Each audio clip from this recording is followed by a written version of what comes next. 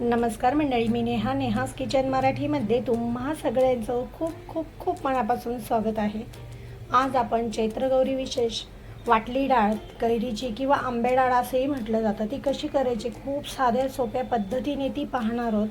बनवायला खूप झटपट बनते ही डाळ, खायला अप्रतिम लागते. 3 ते 4 दिवस ही डाळ आरामात टिकते, अजिबात खराब होत नाही. चला तर मंडळी, सुरुवात करूया आजच्या व्हिडिओला. पाऊण वाटी हरभऱ्याची डाळ घेतलेली आहे. ही डाळ एका भांड्यामध्ये काढून घ्यायची आणि 3 ते 4 पाण्याने स्वच्छ धुवून घ्यायची.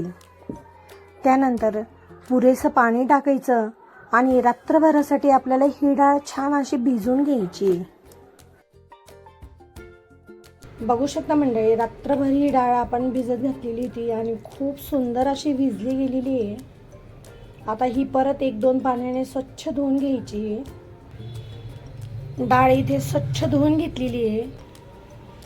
त्यानंतर कोथिंबीर, मिरची तुमच्या आवडीने कमी जास्त करू शकता. इथे जिरे आणि कैरी साल काढून इथे अशी किसून घेतलेली आहे. ही डाळ मिक्सरच्या भांड्यामध्ये काढून घेतलेली आहे. कोथिंबीर धुवून टाकून घेतली. त्यानंतर हिरव्या मिरच्या आणि जाडसर आपल्याला हे दळून घ्यायचं आहे.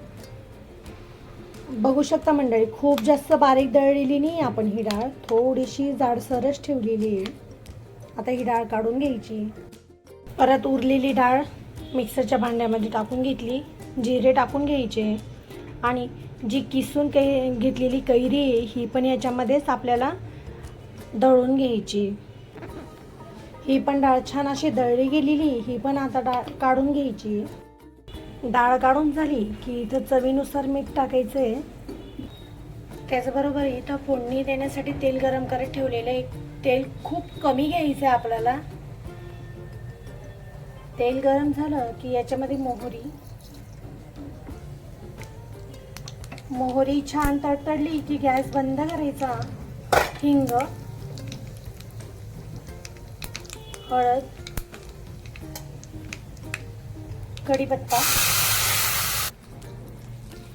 छान अशी खमंग फोडणी याच्यावरती टाकून घ्यायची. तर मंडळी, छान अशी खमंग फोडणी टाकून झाली की ही डाळ सगळी मिक्स करून घ्यायची, छान अशी एकजीव करून घ्यायची. खूप सुंदर चटपटीत ही डाळ बनवून तयार होते.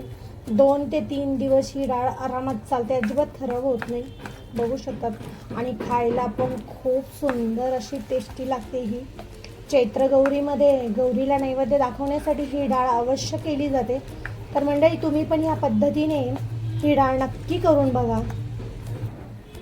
तर मंडळी, खूप सुंदर चटपटीत आणि झटपट बनवून होते ही डाळ. बघू शकतात, अप्रतिम अशी ही डाळ बनवून तयार होते आणि अगदी कमी साहित्यामध्ये कमी वेळामध्ये अगदी टेस्टी अशी ही डाळ बनवून तयार होते.